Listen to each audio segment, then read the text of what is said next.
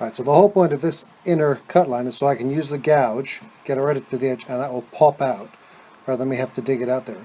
I could use a knife to cut that bit out, or use another type of gouge to cut out, just with the routers quicker. Okay, real quick. It's a number 7 gouge. Nice little sweep to it. Now, you hold it in one hand, that's kind of your stop hand. You're going to be pushing with the other hand. When you're doing the gouge, it's not a jerk, it's a slice. You're going left to right, or right to left. The idea is basically a slicing motion. And just when you're getting up to the edges, just take your time. Do small, don't try to do from all back here. You're just going to do little. It's quite hard for me to talk into this. You're going to just do little passes. Yeah, like an inch maximum. Centimeters better. And you kind of need to be a bit ambidextrous when you're doing this. I guess, yeah, so you can see at this current moment my left hand is pushing, my right hand is guiding. It's not letting the chisel travel very far, and I'm using my wrist as my guide point. You see, this is why the cut line is important. Get right up to there.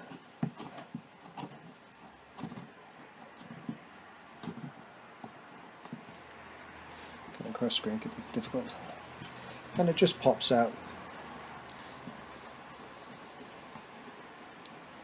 Yeah, use the edges of your chisel. You don't have to stick with this kind of chisel. You can use a straight chisel if you want. Same kind of premise. Just go slow and shallow. Doesn't give quite as nice look as the rounded gouge does, but it works. You could use a slightly more aggressive type gouge. In case you're wondering, it's an Ashley Isles gouge. That is a number, that's a number 7 as well, but just a slightly different sweep. Okay. You've got to get a good chisel, spend a little bit of money on them, you save yourself a lot of grief.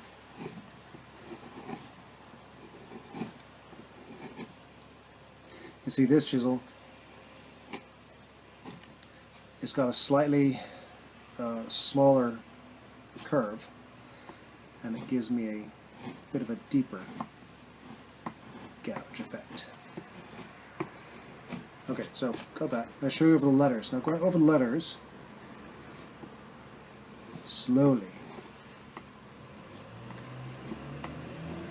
Really shallow. It's an effect we're going for. If you go too hard, you're just going to mash them up. Okay, when I'm coming to the edge like that, I'm not starting on this edge, I'm starting in the middle.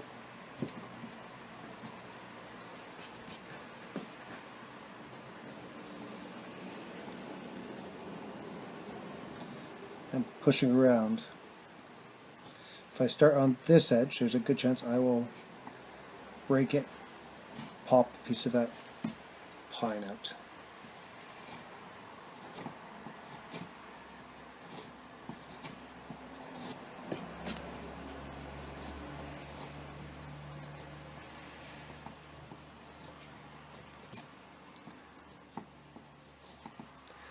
Yeah, if it's getting tricky or something's not working right, just pick up the sign and turn it around. And you always want to go with the grain. You start going this way, you're going to notice it's going to start to tear a bit more. And that doesn't look so good. You can go at angles. Angles work. Now see what I'm doing is I'm still doing the whole slice method. going a bit aggressively. You see it's popping out a little bit there. I will, at the end, I'll come back up and clean that out.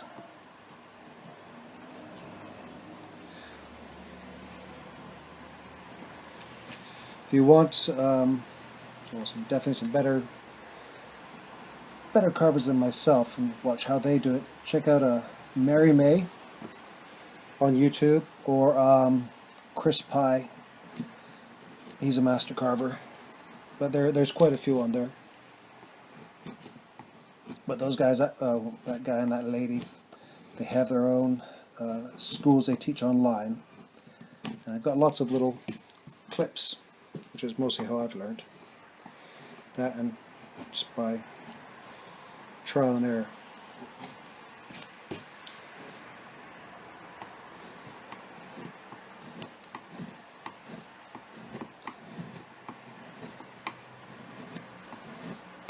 Okay, so I'm going to speed that up a bit.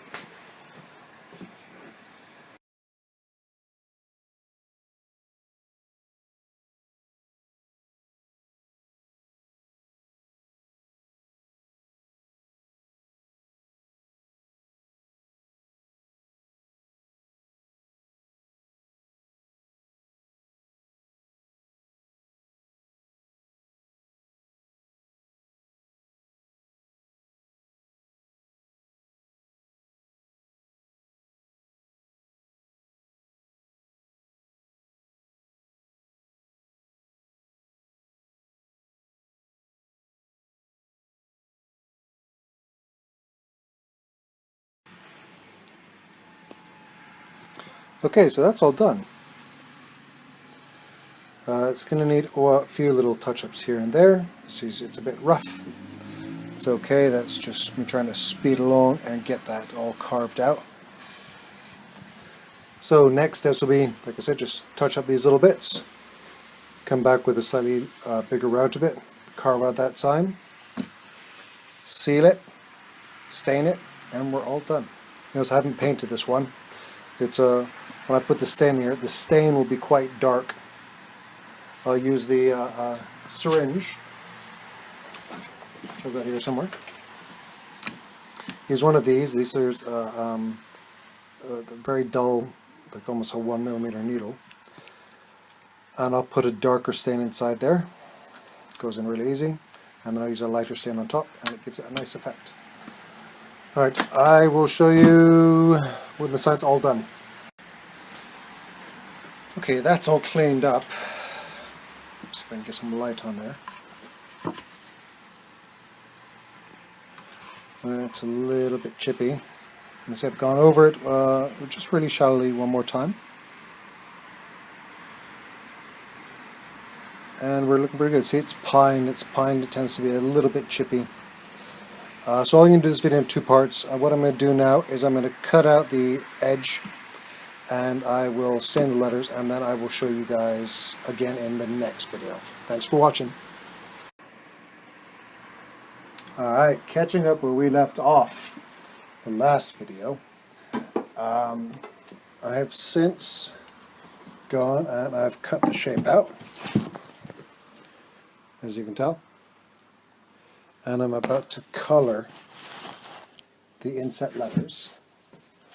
And I think I'm going to use some Jacobean dark oak wood dye. So let me get that set up and I'll be right back. Okay, so I've got my painter's syringe. It's full of the Jacobean dark oak. And now the trick to this is just taking your time. Okay, just a little bit. It can come out really fast.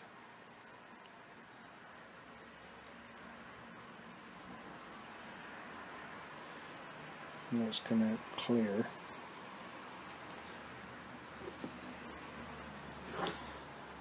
Yeah, by no means try to fill it. You just want to coat the bottom.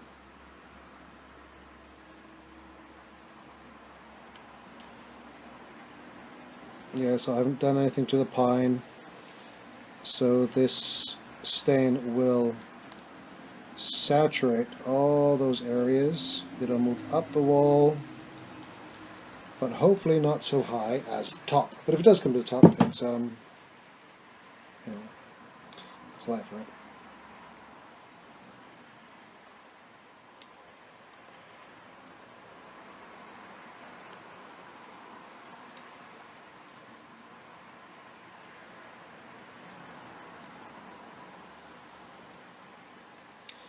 If you accidentally pour too much in, don't do anything, because if you try to tilt it or get it out, you'll make a small problem much worse. To be fair, when this does saturate, it only really goes in like a millimeter. So if you are truly unhappy with it, you could just reroute it.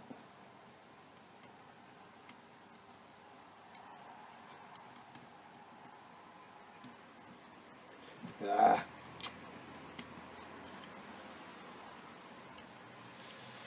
You'll see there we have a bit of a mess, so I'm going to do some thick rag.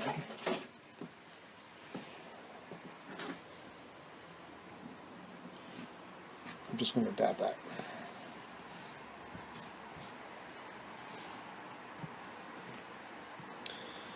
Yeah, happens. It happens.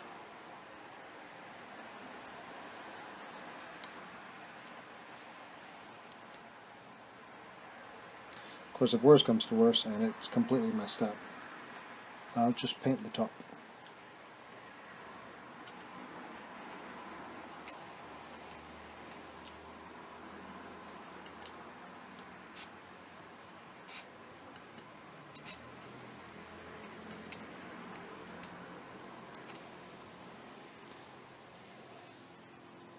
How did I miss the key?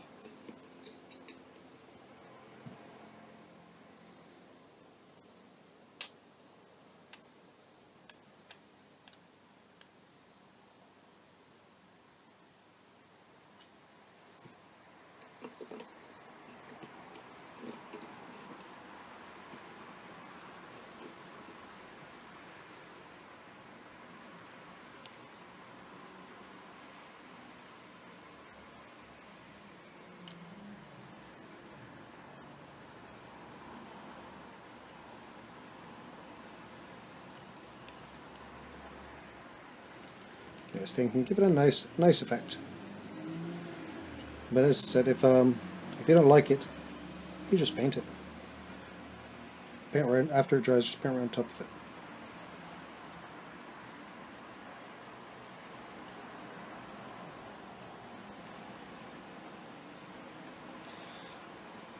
Alright, that's pretty good. Get rid of that excess. Now you do it, and I can shake it around.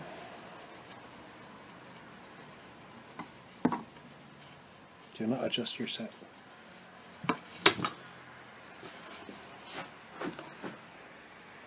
And that'll keep spreading. I'm going to leave that for now.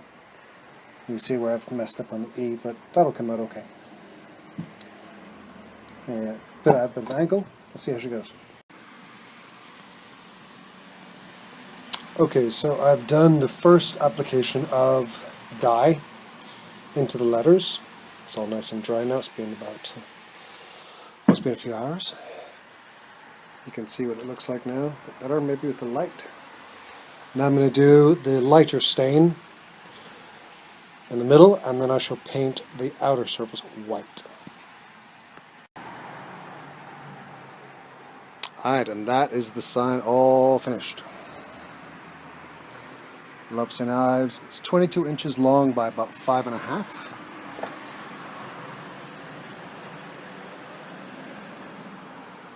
Made out of pine. The inset letters are treated with Jacobean dark oak.